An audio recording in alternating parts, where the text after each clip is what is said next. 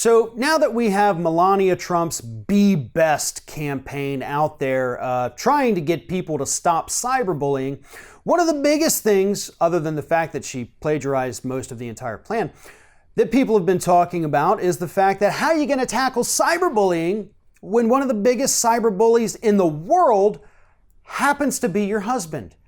You know, for a long time, which we've talked about this too, a lot of people just assumed she didn't care. She didn't want to address her husband. She didn't want to stand up to him. But it turns out that's actually not the case.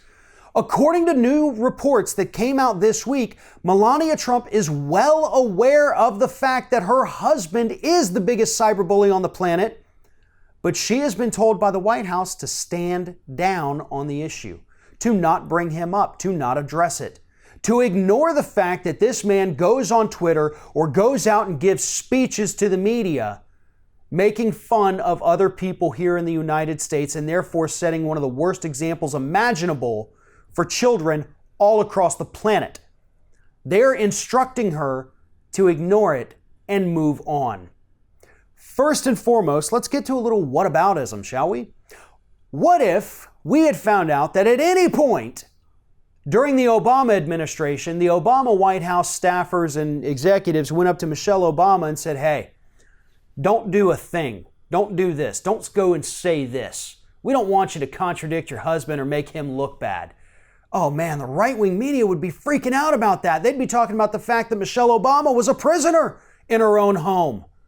And yet that's what's happening right now with Melania Trump. And that's honestly not even just coming from casual observers. The First Lady of France, Brigitte Macron, 2 weeks ago, said that Melania Trump is basically a prisoner in the White House, and now we know that it's in more ways than one.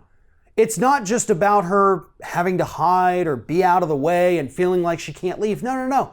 They're literally telling this woman what she can and cannot say as part of her initiatives as First Lady of the United States. There is no limit to the disgusting behaviors of Donald Trump and everyone in his administration. If Melania Trump wants to go out there and address the problem of her husband, she is fully and rightfully allowed to do so. Melania Trump, I worry about her. I do. I honestly do. And I try not to have sympathy for her. She is a birther. She is, in general, not that great of a person, but I can't help but feel sorry for her to an extent.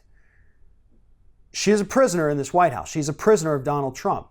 He emotionally humiliates her. He has on several occasions just in the last 3 months. She does deserve better because all human beings deserve better than that. Not much, but a little bit.